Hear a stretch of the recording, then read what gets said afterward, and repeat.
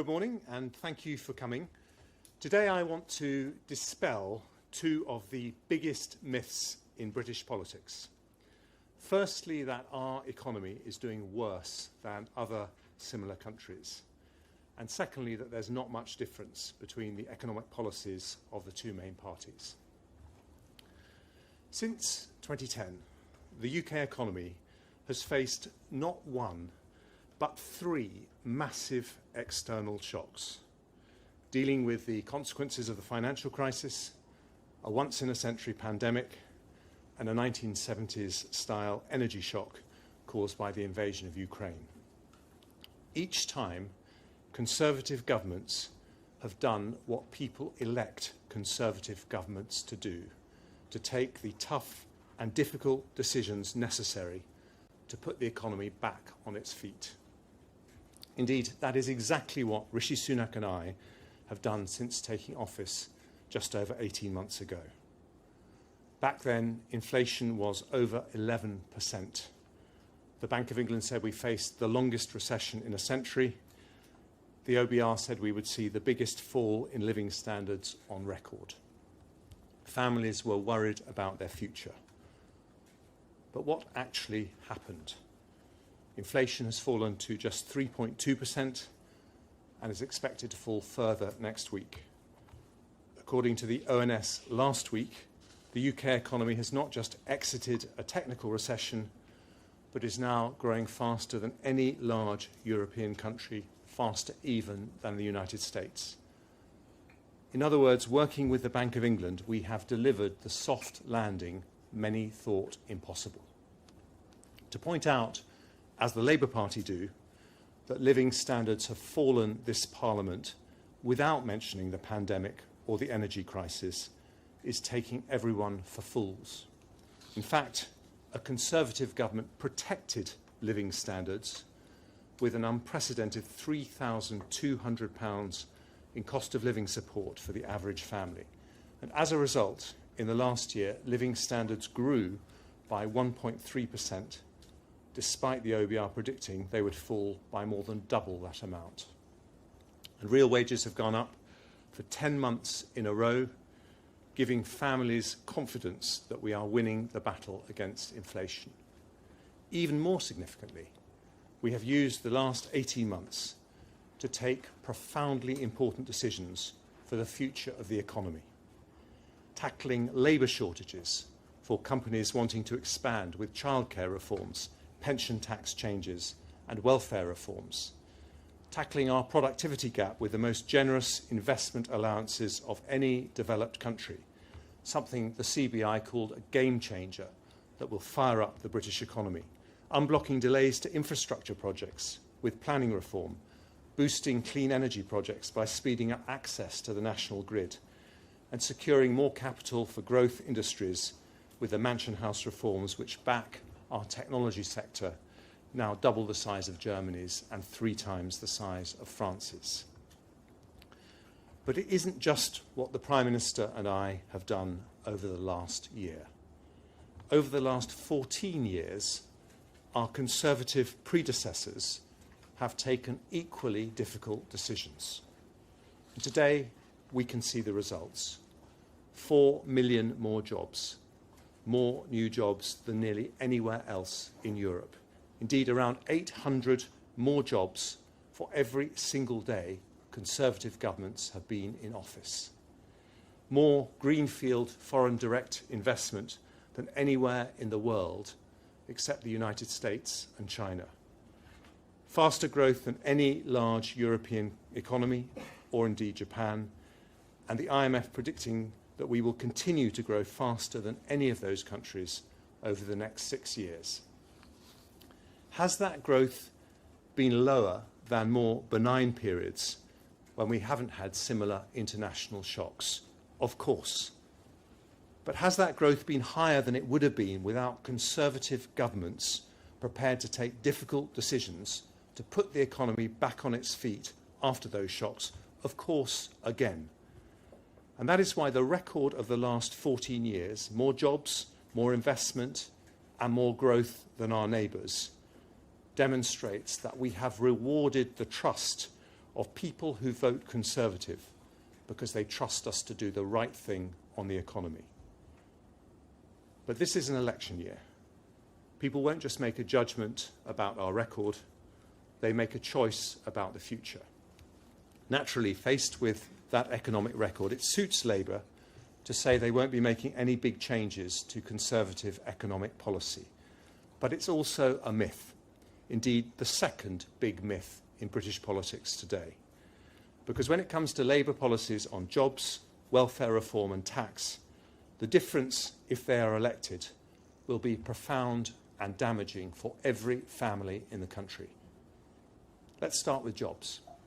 The president of the CBI described the UK as a job-creating factory. That's because over the last 14 years, we have painstakingly built one of the most flexible labour markets in Europe. But Angela Rayner wants 70 new burdens on employers, which would turn that job-creating factory into a French-style, inflexible labour market. Now, it may sound good to offer full employment rights from day one, and certainly pleases the unions. But if the impact is fewer new jobs, then the impact on young people and families up and down the country will be an unmitigated tragedy. Unemployment in France is nearly double the UK. Indeed, it's not far off where it was under the last Labour government here. We must not turn the clock back. On welfare reform, Labour has said they are against sanctions. That will mean more people on our welfare rolls, not less. But Conservatives know that if businesses are going to find the workers they need without depending on unlimited migration, we need to move people off welfare into work. Mel Stride's welfare reforms will help 1 million people do just that at a cost of £2.5 billion. The OBR say the impact will be to reduce the flow of people signed off work and not having to look for work by 2/3. A quiet revolution that will make sure those who can work do work, and we give help where it's needed. Labour doesn't want to talk about these decisions because they would duck them. But Conservatives know it is simply not possible to grow the economy without a plan for where additional workers will come from, and we have that plan. The final area of substantive difference between the parties is tax. In her May's lecture, the Shadow Chancellor spoke for an hour, 8,500 words. Not once did she mention reducing the tax burden. But Conservatives look around the world. We notice that the lower taxed economies of North America and Asia generally grow faster than the higher taxed economies of Europe. Labour like to criticise recent tax rises, thinking people don't know what caused them: the furlough scheme, the energy price guarantee, and billions of pounds in cost of living support. But Labour supported those policies, which is why it is playground politics to use those tax rises to distract debate from the biggest divide in British politics today: what happens to the tax burden next? Because Conservatives recognise that whilst those tax rises may have been necessary, they should not be permanent. Labour do not. We are prepared to do the hard work to bring taxes back down, because we know that doing so will lead to more growth for the economy, more prosperity for British families. And that's why we've taken 4p off employees' national insurance, saving the average person in work £900 this year. That is vital relief for families after a cost of living squeeze, but it will also grow the economy. The OBR say the cut in employee national insurance will lead to the equivalent of 200,000 more people in work, filling nearly a quarter of vacancies in the economy. Making work pay makes the economy work too.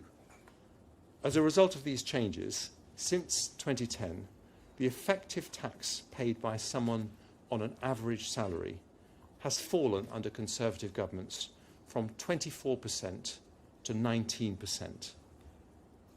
combined with increases to the national living wage, that means the after-tax income of someone on the lowest legally payable wage has gone up by 35%. And we're not stopping there. If we can afford to go further responsibly to reduce the double tax on work this autumn, that is what I will do. Because over time, we make no apology for wanting to keep cutting the double tax on work until it's gone, but only when we can do so without increasing borrowing and without cutting funding for public services or pensions. Labour's approach is different. Every single Labour government since the 1970s has increased the tax burden. As we know, global shocks have sometimes forced Conservative governments to do the same, as I did in the autumn statement of 22. But Conservative governments never do so by choice, and we've never accepted such decisions need to be permanent. That is why since that autumn statement, decisions in my fiscal events have reduced the tax burden by nearly 1% of GDP compared to what it would have been. Labour makes a different choice. For them, higher tax is a means to a progressive end, and today we produce the evidence that taxes would go up under a future Labour government.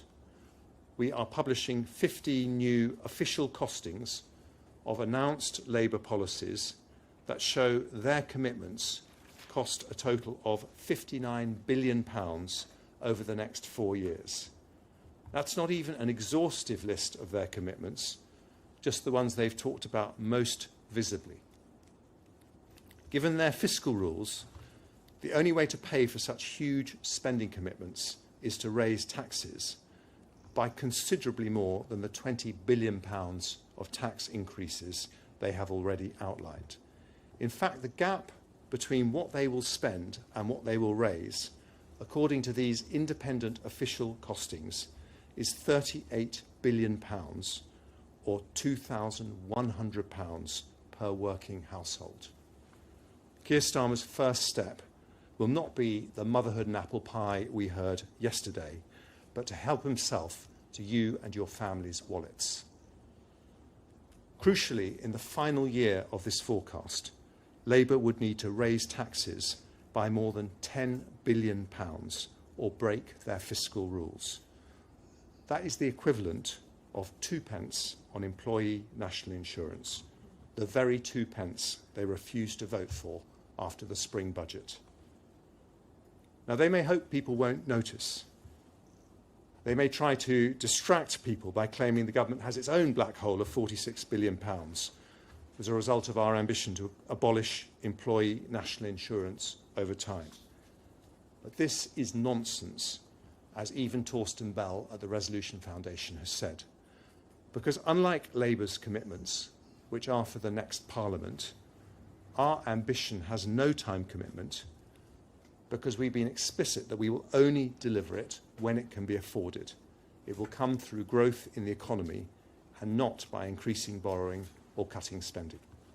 It is frankly disgusting to try to scare pensioners by misrepresenting that policy, but it won't fool anyone. With £38 billion of unfunded spending pledges in the next Parliament, taxes will go up under any future Labour government, as sure as night follows day.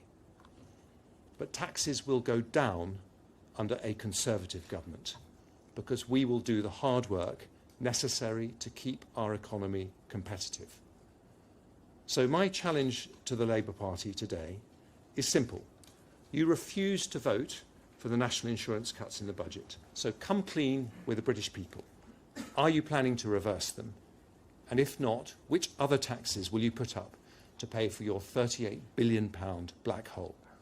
Because on tax, jobs and welfare reform, there isn't just clear blue water between the parties, there is deep blue water, an ocean of deep blue water that is the difference between more jobs or fewer jobs, more people on welfare or fewer, tax cuts or tax rises, more growth or less growth. In short, a prosperous future or a poorer one. Thank you. I'm happy to take questions.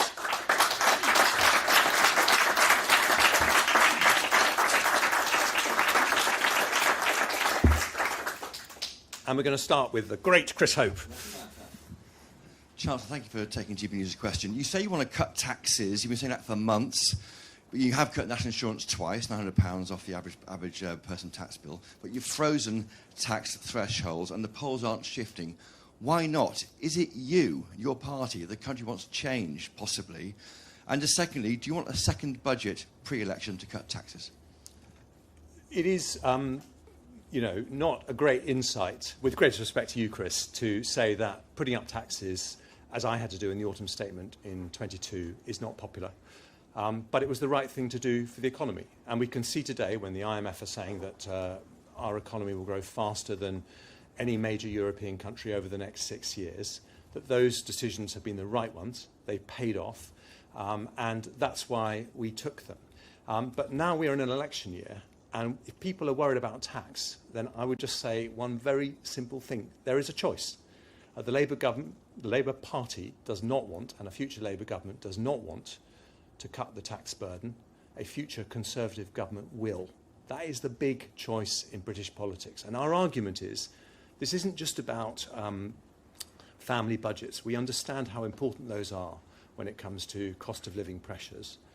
Our argument is, this is about the future growth of the economy, because we can see, looking around the world, that more lightly taxed economies have more dynamic private sectors, they grow faster, and in the end that is more money for precious public services like the NHS. Second budget? I'm going to go on to Sam Lister. Where's Sam? Is it? Thank you. You're the... Hi. Thank you, Chancellor. Pensioners are angry that they're being dragged into paying income tax. When are you going to look at the threshold? And also, you talked about the ONS, talking about the economy going gangbusters, inflation's about to fall. At this point in time, would you say that the UK's economic woes are in the rearview mirror? Well, when it comes to pensioners, I think there could not be a more stark choice when you look at the record of the two parties. The Conservative Party introduced the triple lock. We have seen, as a result of that, the state pension go up by £3,700 since 2010. The Labour Party increased pension taxes by £118 billion, taking money off every single pensioner in the country. And what I say to pensioners is, we've cut national insurance this year, so for people in work, that will mean a £900 reduction over the course of the year. At the same time, because of the triple lock, we've increased the state pension by £900 this year.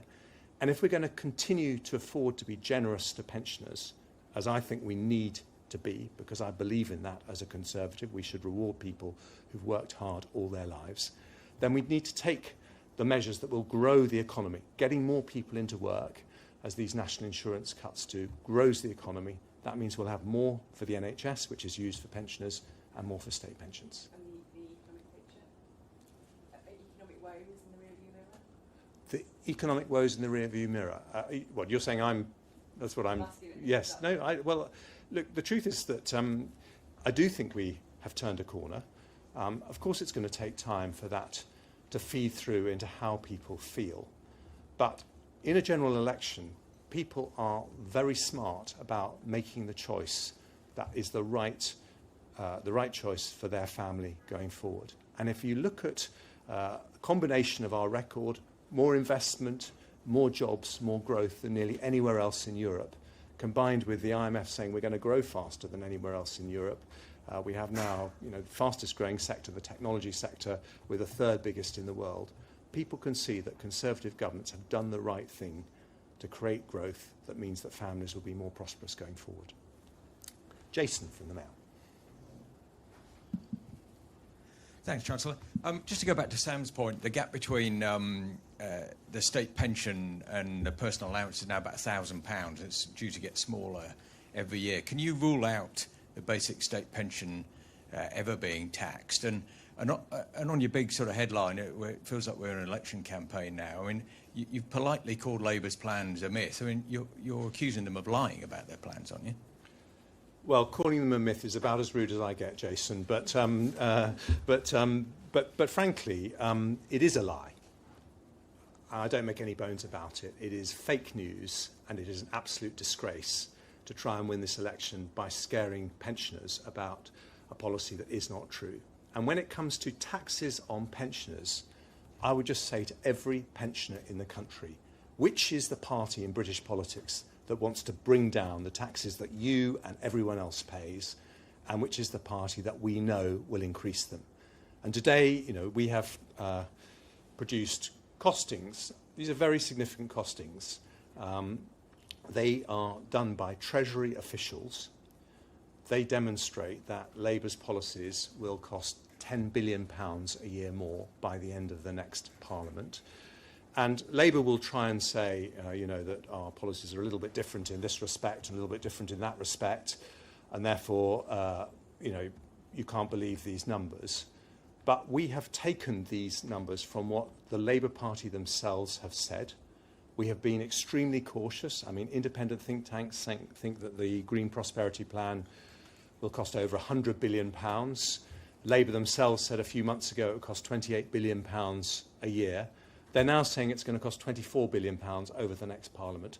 No one actually believes that number, but that is the number that we have taken in these costings. We've been extremely cautious about the numbers that we've taken. And even on that most cautious reading of these Labour numbers, they are going to have a £38 billion black hole. And these are done by the same Treasury officials that would advise a Labour government if they win the next election. So if they get into power, Treasury officials will look at what they've said, just as we have done, and they will come to these same costings, because it's going to be the same people who will be advising them, and they will say, how are you going to fill this black hole? And to anyone who's worried about tax, whether a pensioner or anyone else, I would say the only answer to that question is the Labour government would increase taxes as night follows day. The government will do the hard work to make sure that we don't have to do that. Harry from ITV. Thank you, Chancellor.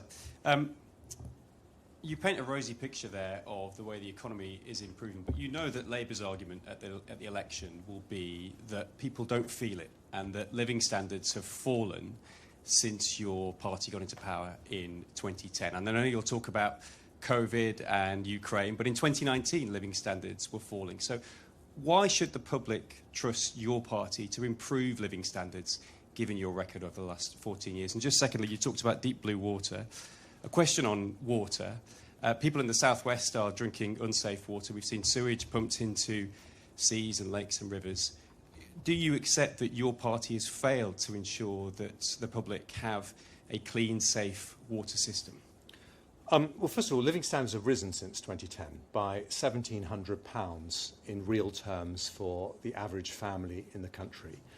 In fact, our GDP per head in real terms, which is the economic indicator most closely linked to living standards, not GDP, but GDP per head, has gone up by 13% over that period. But I'm very open, and I said this morning, over this Parliament, yes, living standards have fallen because we had a pandemic and a global energy crisis, that is, two massive global shocks, the like of which we have never seen in a Parliament before, two huge shocks in one Parliament. And what British people know, what British families know, is that Conservative governments faced with those shocks don't duck the difficult decisions necessary, as Gordon Brown did in the run-up to the 2010 election, when he left a government with no money and a Conservative government had to pick up the pieces. We take those difficult decisions. And I would challenge your suggestion that I'm painting a rosy picture. I'm painting a brutally realistic picture. It has been very, very tough. But that is why people choose Conservative governments, because we take the tough decisions that are necessary. And today, with the economy having got through a shallow recession rather than the deepest recession in 100 years, as the Bank of England predicted, and predicted to grow faster than any of our major European competitors, we can see that that has paid off. When it comes to water companies, I have the misfortune to represent constituents, as does Angela Richardson here, who have been treated lousily by Thames Water, and I'm very familiar with these problems. What I would say is that, again, the difficult decision we are taking as a government is to require water companies to invest more in their network than they have ever done before. In fact, nearly £100 billion of operating expenditure predicted for the next 5 years. And the only company that has more leaks than Thames Water, which represents my constituency, is Scottish Water, which was not privatised. So to talk about this as a privatisation issue is a red herring. The question is how we get the best investment in the water network going forward, and that is what we're seeing because of government policy. Ryan from The Sun. Thank you, Chancellor. You talk about Labour's tax rises, but could you level with motorists today? Will you promise to keep fuel duty frozen for the next 5 years? And what's also your position on the temporary 5p cut? What would you do with that? Well, obviously, I can't predict decisions that I will make in future fiscal events now. But if you look at our record, we are very clear that we understand that the cost of petrol is something that really matters to families. And that's why the decisions I took in the budget will save the average family about 50 quid from their fuel bill this year. So a very significant decision, even in very straitened financial circumstances. So we recognise those pressures, and we also recognise that understanding the needs of motorists is also very important for overall economic growth and indeed tackling inflation. Steve from The Times. You've made a broad commitment to cut taxes if you win the general election. Can you be explicit and level with us today that you will end stealth taxes, that you will bring them back into line and start increasing the income tax thresholds again? I can't today tell you what will be in the Conservative manifesto for the next Parliament. But what I can do is make a very clear argument that we will bring down taxes, and I can do so with credibility because that is already what we have been doing. And employees' national insurance is the most economically damaging tax, and by cutting it we are helping to grow the economy the most, and that's not just our view as Conservatives, it's what the Independent Office for Budget Responsibility say in their analysis.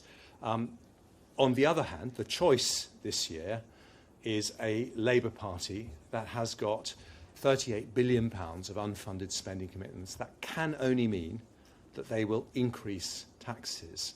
And I want to stress again, because you're going to go through the document that we've given you this morning, and Labour will say, you can't believe this number, you can't believe that number. The numbers we've chosen are the most cautious end of the spectrum. So, for example, one of Labour's pledges is 8,500 more mental health professionals.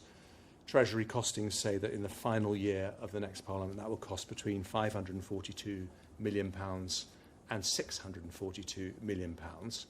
We haven't taken the £642 million. We haven't taken the midpoint. We've taken the lowest estimate, £542 million. But we want to make the argument that even at the most cautious assumptions possible, it is not possible for Labour to fill this black hole other than by increasing taxes, and that is what a future Labour government would do.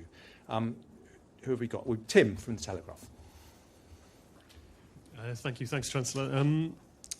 The OBR says the tax burden overall is going to keep on going up. When will that change around?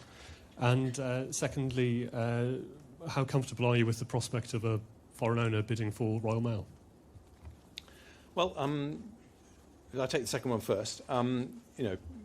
As a rule, we welcome international investment in British companies, and we think that one of the reasons that we've attracted more greenfield foreign direct investment than anywhere in the world apart from the United States and China is because of our openness to companies from overseas and to the additional, not just the capital they bring in, but also the expertise and the funding. And so we will continue with that approach. But we do always look at national security considerations and make sure that in terms of our core infrastructure, there are no risks to those going forward. And any bid for Royal Mail would go through that normal process. In terms of the tax burden, I'm very transparent in the words I've just given, that I took decisions in the autumn of 22 to increase taxes in order to pay for £400 billion of support during the pandemic and the energy crisis, and that was the right thing to do. And that isn't the debate in British politics, because no other party is planning to remove those tax increases. In fact, it was supported right the way across the political spectrum. The question is which party is prepared to do the hard work to bring down taxes going forward.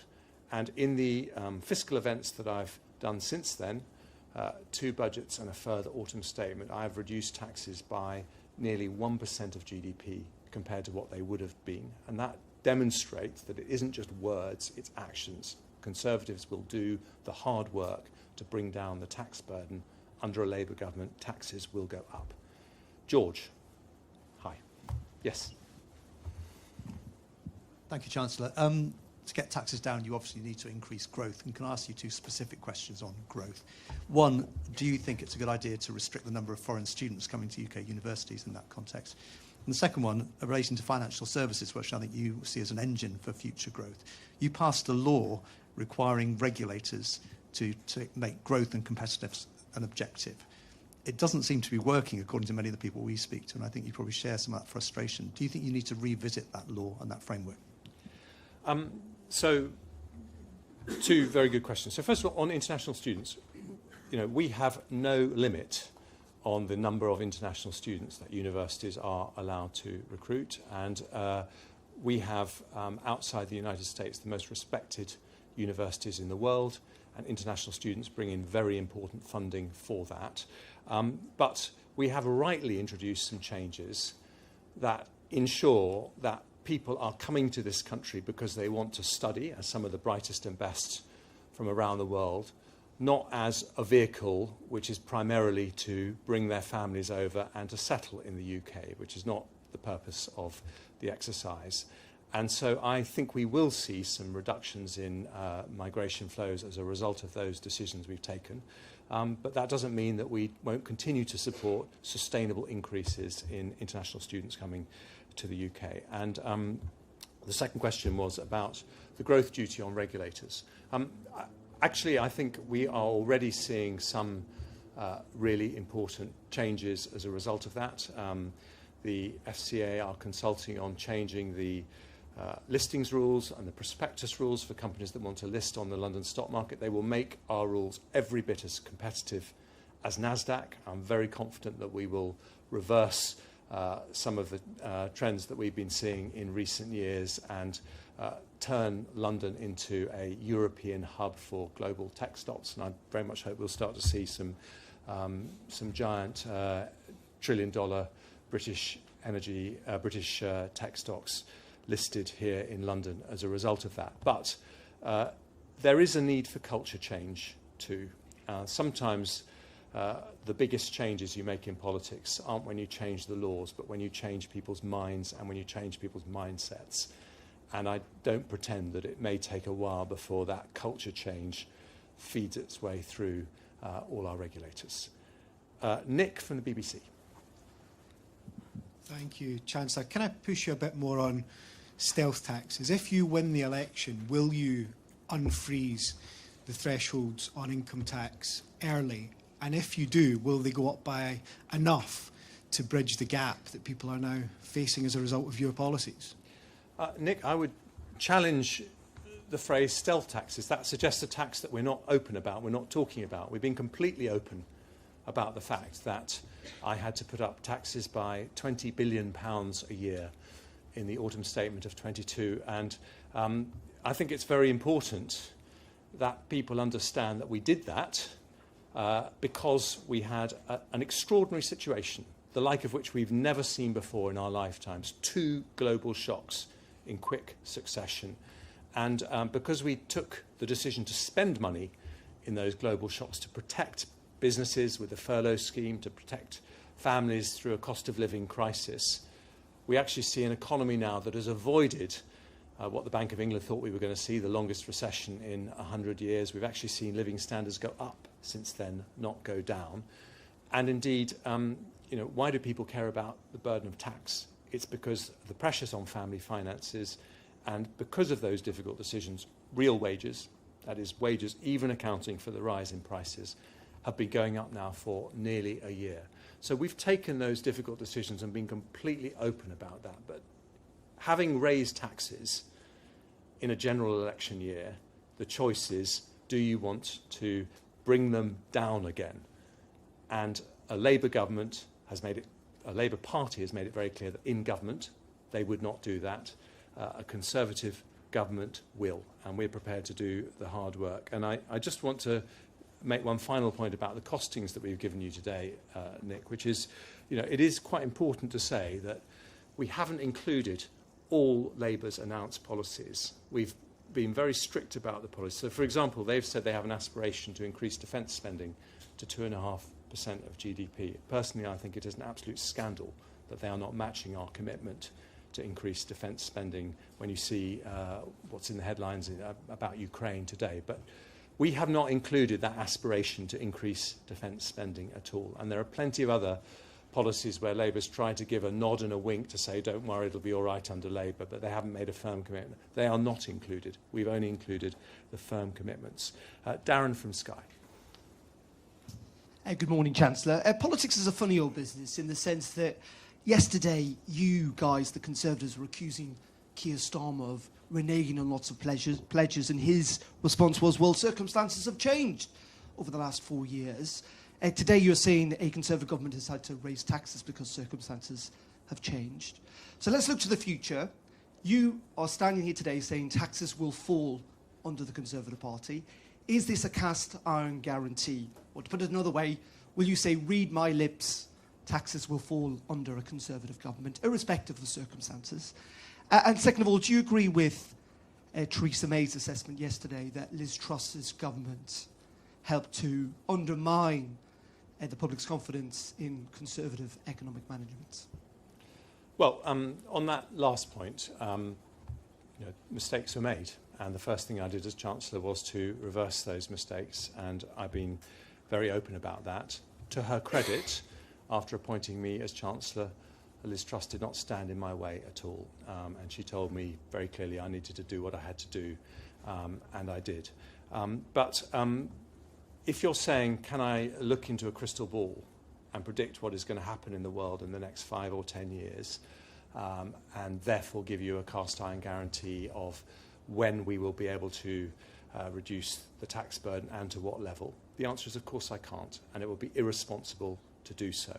And that is why, by the way, our commitment to abolish the double tax on work, employees' national insurance, we haven't put a time limit on it because, you know, it will depend on factors that are beyond our control, such as the overall growth in the economy, as to when we can afford it. But my commitment is that the tax burden will go down under a future Conservative government.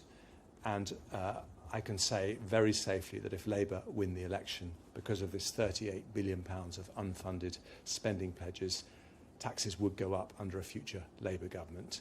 And I think that is very clear from the document that you've received today. Now, anyone want to do a bonus question? Yes. Yeah, great.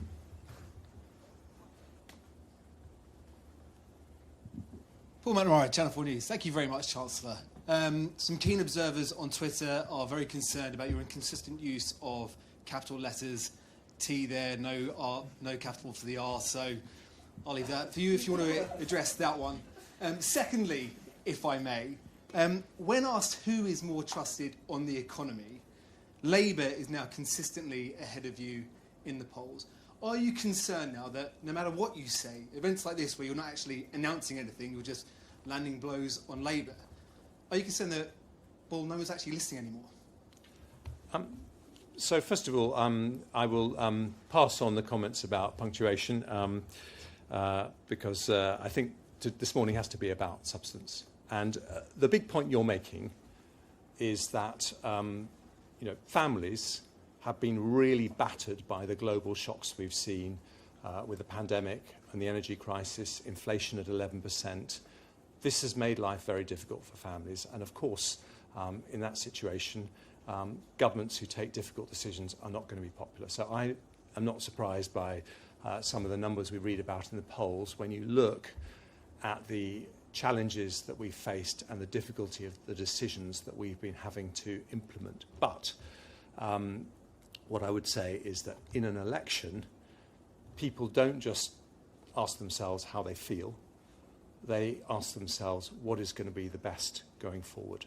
And I think you can see from the record, not just of myself and Rishi Sunak, but of Conservative governments since 2014, that even if you add to the 2 shocks we've had this Parliament, picking up the pieces from the financial crisis, which was the thing that we had to do in 2010, a succession of Conservative governments have left the UK as a country that has created more jobs, more foreign investment, a bigger technology sector than anywhere else or any other major European country. And that is something that demonstrates that however choppy the economic weather, Conservative governments can be trusted to take the right decisions.